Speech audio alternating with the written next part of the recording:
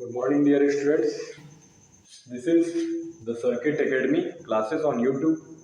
Lecture 3 physics electricity topic हम discuss कर रहे हैं। इससे पहले भी हमारे 2 लेक्चर हो चुके हैं जिसमें हमने आपको पिछले कुछ टॉपिक्स के बारे में बताया है, आप उसको भी देख सकते हैं। और उसके बाद आज हम तीसरा लेक्चर में डिस्कस करेंगे। जो पॉइंट्स हम डिस्कस करने वाले हैं, सर्किट डायग्राम, ओम्स लॉ और रेजिस्टेंस ऑफ अ कंडक्टर। ठीक है, तो सबसे पहले हमारे पास है सर्किट डायग्राम का टॉपिक।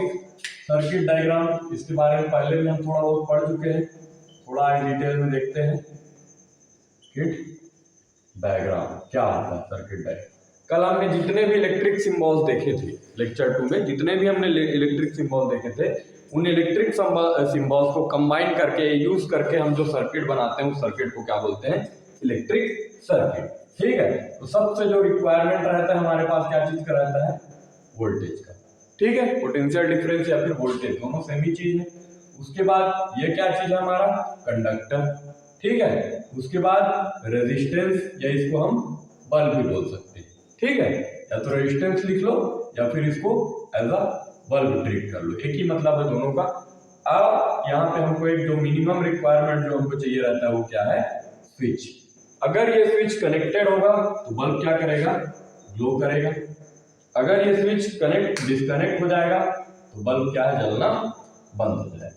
ठीक है, अगर ये स्विच ऐसा हो गया, डिस्कनेक्ट कर दिए यहाँ से, तो बल्ब क्या है? जलना बंद हो जाएगा। ठीक, इतने में कोई दिक्कत नहीं होनी चाहिए। जो मिनिमम रिक्वायरमेंट है हमारे पास, वोल्टेज है। ठीक है, एक पॉजिटिव टर्मिनल, एक निगेटिव टर्मिनल, ओपन स्विच या क्लोज स्विच, और उसके बाद एक बल्ब।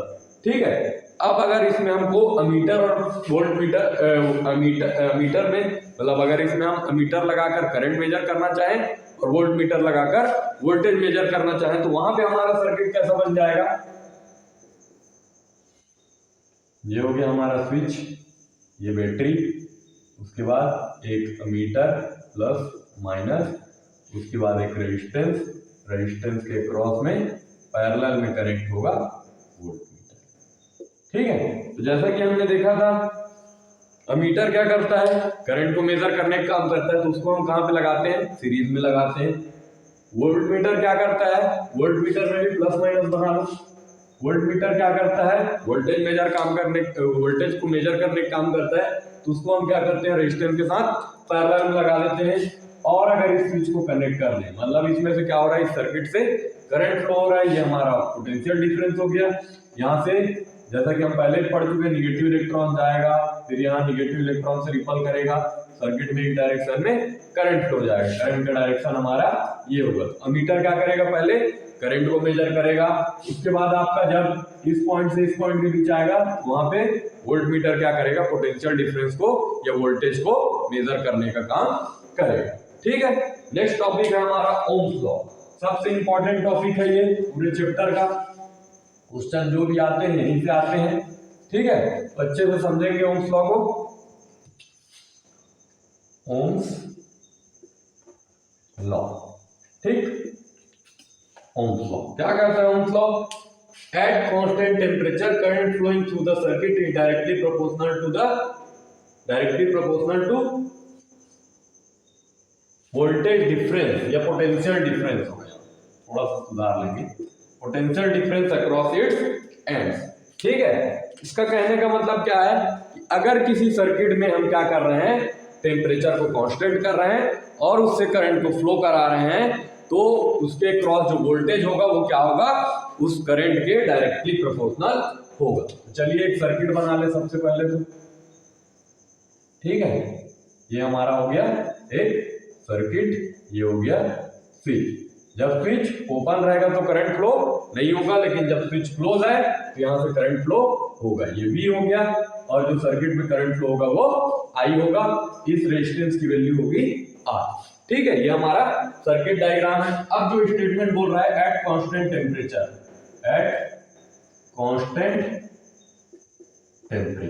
ठीक है, टेम्परेचर क्या कर दिया हमने?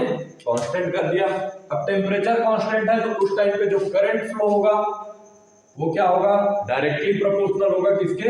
वोल्टेज के। ठीक है, तो इसको हम इस रूप में भी लिख सकते हैं, V डायरेक्टली प्रोपोर्शनल टू आई। और ये फिजिक्स में रूल है कि जब भी हम डायरेक्टली प्रोपोर्शनल के साइन को हटाएंगे तो हमको क्या लेना पड़ता है, कांस्टेंट लेना पड़ता है। तो V इक्वल टू क्या हो जाएगा, R into I, where R is resistance of a conductor. ठीक है, R क्या होगा, कंडक्टर का रेजिस्टेंस होगा। ठीक, इतने में कोई दिक्कत नहीं है। स्टेटमेंट क्या कह रहा है हमारा, I is directly proportional to V, उसको हमने लिख दिया V is directly proportional to I। लिख सकते हैं, चाहे ऐसा लिख लो चाहे ऐसा लिख लो। ठीक है, V equal to R into I. जब भी प्रोपोर्शनलिटी का साइन हटाए, चाहे इनवर्सली प्रोपोर्शनल का साइन हटाए या डायरेक्टली प्रोपोर्शनल का साइन हटाए, तो हमको क्या करना पड़ता है, कांस्टेंट लेना पड़ता है। वो कांस्टेंट हमारा इस केस में क्या है, रेजिस्टेंस है। R is the resistance of the conductor. ठीक, अब जो हमारे पास फॉर्मूला निकल के आया वो क्या आ गया, V equal to R into I. ठीक है, V equal to R into I. अब इसको हम क्या कर सकते हैं, तीन फार्मूला बना सकते हैं यहाँ से। पहला फार्मूला तो ये हो गया हमारा। ठीक है, अब R equal to V by I, ये दूसरा फार्मूला हो गया। Then I equal to V by R, ये हमारा तीसरा फार्मूला। ठीक है, एक फॉर्मूले से हम तीन वैल्यू निकाल सकते हैं। वोल्टेज निकालना है तो रेजिस्टेंस और करंट दिया होगा तो वोल्टेज निकल जाएगा। अगर रेजिस्टेंस निकालना है तो वोल्टेज और करंट दिया होगा तो रेजिस्टेंस निकल जाएगा। करंट निकालना है तो वोल्टेज और रेजिस्टेंस दिया होगा तो वहां से क्या होगा, हमारा करंट निकल जाएगा। ठीक है, इसका न्यूमेरिकल भी देखेंगे हम आगे चल के। अब जो R है वो एक क्या है, कांस्टेंट है।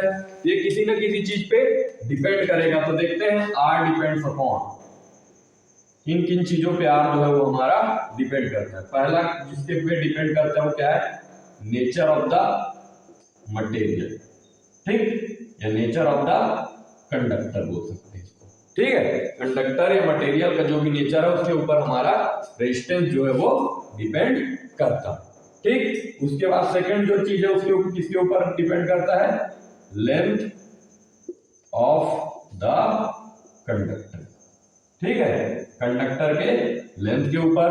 ठीक, देन द थर्ड चीज जो है वो उसके ऊपर डिपेंड करता है, area of a conductor, conductor के एरिया के ऊपर। और फोर्थ जो चीज है जिसके ऊपर वो डिपेंड करता है रेजिस्टेंस, वो क्या है, temperature, temperature of the conductor. Resistance की जो वैल्यू होगी वो इन चार चीजों के ऊपर डिपेंड करेगी। सबसे पहला nature of the material, material का नेचर कैसा है। Then length of the conductor, कितना लंबा है, बड़ा है, छोटा है। Area of cross section of the conductor, area मतलब मोटा वायर है या पतला वायर है। बोलते हैं ना जैसे मोटा वायर जो है वो करंट फ्लो कराने के लिए अच्छा रहता है। ठीक है, और टेम्परेचर ऑफ द कंडक्टर, जल्दी टूटता नहीं। ठीक, और नेक्स्ट क्या है, temperature of the conductor, conductor का जो टेम्परेचर है उसके ऊपर भी डिपेंड करता है। ठीक है, तो यहाँ पे V क्या है हमारा, पोटेंशियल डिफरेंस है। I क्या है, करंट है। और R क्या है, रेजिस्टेंस है। ठीक, इतने में कोई दिक्कत नहीं होना चाहिए। ठीक है, आगे बढ़ते हैं हम।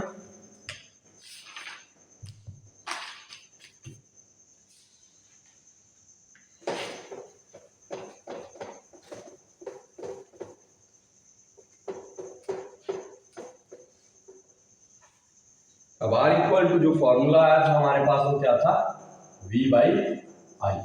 इसको हम लिख सकते हैं पोटेंशियल डिफरेंस अपॉन करंट। ठीक है, potential difference upon current, current लिख लो इसको, current, potential difference upon current.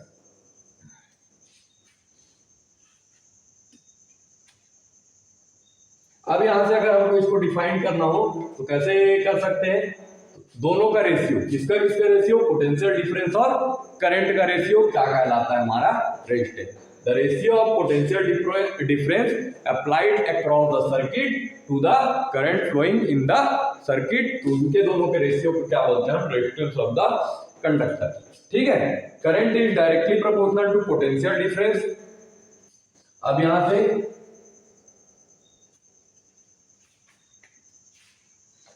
से हम क्या चीज कैलकुलेट कर सकते हैं, आई की वैल्यू क्या निकाल सकते हैं, V बाई आर। ठीक है, अब किसी सर्किट में करंट की अगर बात करें, I directly proportional to V, I is directly proportional to V। Current जो है वो हमारा वोल्टेज के क्या होगा, डायरेक्टली प्रोपोर्शनल होगा, और इनवर्सली प्रोपोर्शनल होगा किसके, R।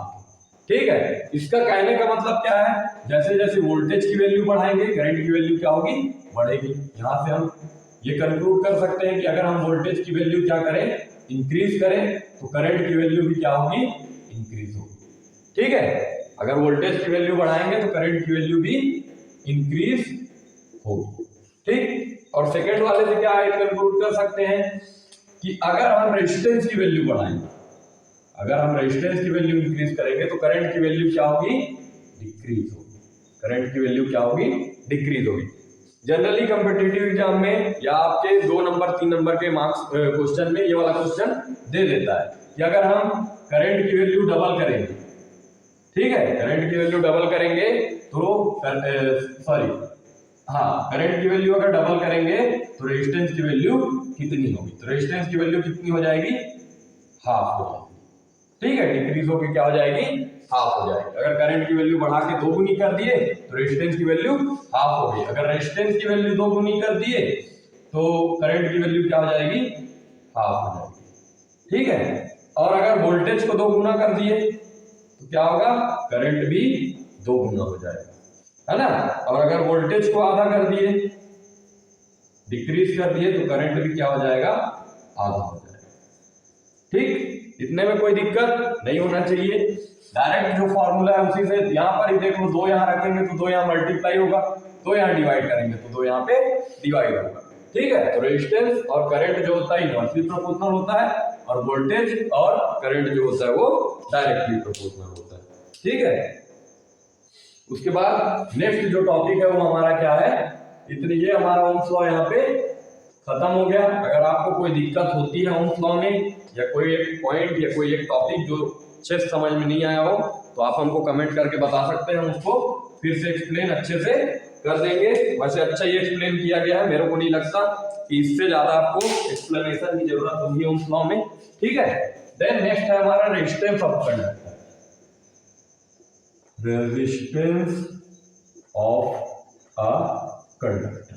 ठीक है, अब रेजिस्टेंस का मतलब क्या होता है, रेजिस्टेंस मतलब रेजिस्ट, किसी सर्किट में अगर करंट के फ्लो को कोई चीज रेजिस्ट कर रहा है तो क्या कहलाता है, रेजिस्टेंस कहलाता है। The property of a conductor due to which it opposes the flow of current through it is called resistance of the conductor. मतलब कंडक्टर की एक ऐसी प्रॉपर्टी जो उसमें कंडक्टर के अंदर करंट के फ्लो को रेजिस्ट करती है, मना करती है, उसका विरोध करती है, अपोज करती है, उसको क्या बोलते हैं हम, रेजिस्टेंस ऑफ द कंडक्टर।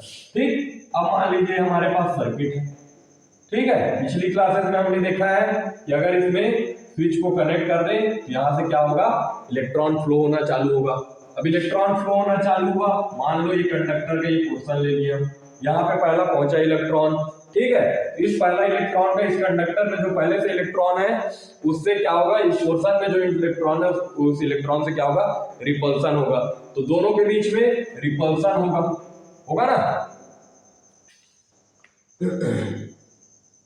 ठीक है, दोनों एक दूसरे को क्या करेंगे, रिपल करेंगे। मतलब एक करंट को क्या कर रहे हैं, एक दूसरे को रिपल कर रहे हैं, मतलब करंट को क्या कर रहे हैं, अपोज कर रहे हैं, बहने नहीं दे रहे हैं। तो उस प्रॉपर्टी को अपन क्या बोलते हैं, resistance of the conductor. Resistance का डिफाइन किया था हमने, पोटेंशियल डिफरेंस अपॉन करंट। ठीक, किसके किसके ऊपर डिपेंड करता है, nature of the material, length of the conductor, cross section area of the conductor, और फोर्थ है आपका टेम्परेचर ऑफ द कंडक्टर। ठीक है, अब देखिए अगर लॉन्ग वायर है तो रेजिस्टेंस क्या होगा, हाई होगा। ठीक, अभी इसको आगे देखेंगे जब नेक्स्ट टॉपिक रेजिस्टिविटी डिफाइन करेंगे अपन, तो वहां पे ये चीज और क्लियर हो जाएगा। ठीक है, शॉर्ट वायर है, शॉर्ट वायर मतलब छोटा वायर है तो रेजिस्टेंस क्या होगा, कम होगा। ठीक, उसके बाद थिक वायर है मतलब मोटा वायर है तो रेजिस्टेंस क्या होगा, हाई होगा। थिन वायर है, पतला वायर है तो रेजिस्टेंस क्या होगा, लो होगा। ठीक, rise in the temperature of conductor, अगर टेम्परेचर बढ़ा दें हम, टेम्परेचर ऑफ कंडक्टर क्या कर दें, राइज कर दें या इंक्रीज कर दें, तो रेजिस्टेंस की वैल्यू क्या हो जाएगी, इंक्रीज हो जाएगी। टेम्परेचर बढ़ाने पर रेजिस्टेंस क्या होता है, बढ़ता है। पतले वायर में रेजिस्टेंस कम होता है, मोटे वायर में रेजिस्टेंस ज्यादा होता है, छोटे वायर में रेजिस्टेंस कम होता है और बड़े वायर में रेजिस्टेंस क्या होता है, ज्यादा होता है। ठीक है, अब इसके एसआई यूनिट की बात अगर हम करें तो एसआई यूनिट क्या होता है, एसआई यूनिट इज ओम। ठीक है, SI unit is ohm denoted by omega. ठीक, ओमेगा से इसको डिनोट करते हैं हम। अब उसके बाद जो नेक्स्ट हमारे पास पॉइंट है, अगर हमको 1 ओम को डिफाइन करना है, अगर क्वेश्चन आ जाए डिफाइन 1 ओम, तो जैसा हमने 1 वोल्ट को डिफाइन किया था और 1 एम्पियर को डिफाइन किया था, सिमिलरली हमको क्या करना है, 1 ओम को डिफाइन करना है। तो देख लीजिए 1 ओम क्या हो जाएगा, 1 वोल्ट, 1 वोल्ट अपॉन, चलो इसको यहां ऊपर लिख देते हैं,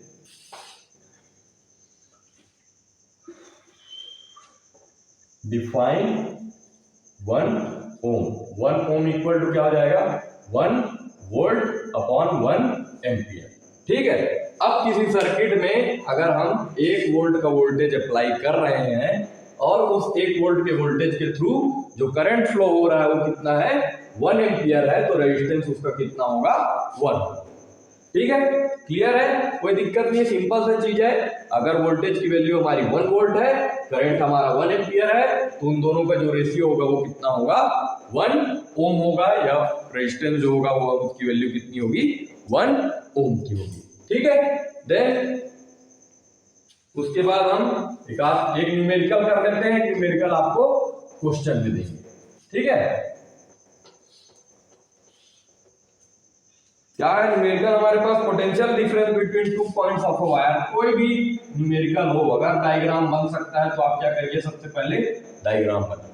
ठीक, फिजिक्स में यही रूल है, उतने ही जल्दी क्वेश्चन आपका सॉल्व होगा जितना जल्दी आप डायग्राम बना लेंगे।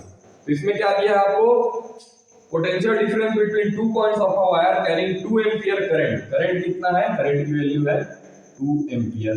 Potential difference is 0.1 volt, 0.1 volt का पोटेंशियल डिफरेंस है, तो रेजिस्टेंस की वैल्यू क्या करनी है, आपको कैलकुलेट करनी है। सिंपल फॉर्मूला है हमारे पास, V equal to I R. तीनों फॉर्मूला आपको याद करने की जरूरत ही नहीं है, एक फॉर्मूला याद कर लीजिए, बाकी दोनों आपको निकाल सकते हैं आप। ठीक है, तो V इक्वल टू क्या है, आई आर निकालना है हमको, R तो V बाई आई। ठीक, V बाई आई, V की वैल्यू है 0.1 वोल्ट अपॉन आई की वैल्यू 2 एम्पियर, तो 1 अपॉन 20। ठीक है, कितना हो जाएगा ये, 0.05 ओम। ठीक है, तो रेजिस्टेंस की वैल्यू कितनी आ गई, 0.05 ओम। गिवन क्या क्या था हमको, करंट गिवन था, वोल्टेज गिवन था और रेजिस्टेंस फाइंड आउट करना था। ठीक है, तो रख दिए फॉर्मूला में, आर की वैल्यू कितनी आ गई, 0.5 ओम।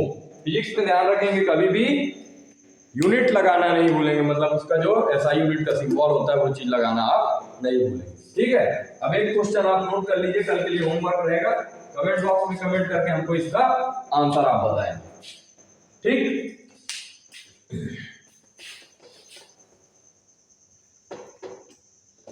An electric iron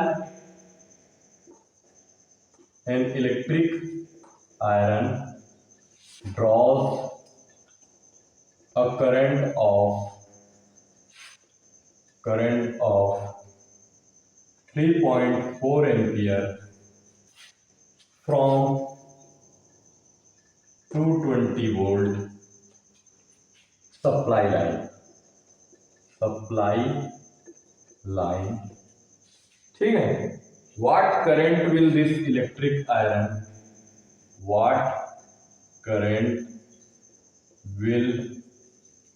this electric iron draw when connected to 110 volt supply line। ठीक है, इसका मैं सर्किट डायग्राम आपको बनवा दे रहा हूं, आप क्या करेंगे, सॉल्व करके लाएंगे। ठीक है, तो दो कंडीशन है हमारे पास, पहला है 220 वोल्ट 3.4 एम्पियर और दूसरा है 110 वोल्ट और यहाँ पे आपको क्या करना है करंट निकालना। तो पहले वाले का सर्किट डायग्राम क्या हो जाएगा, ये मान लो हमारा इलेक्ट्रिक आयरन है, ठीक है, वोल्टेज दिया हुआ है यहाँ पे कितना 220 वोल्ट, ठीक, और करंट की वैल्यू कितनी दी हुई है 3.4 एम्पियर, ठीक।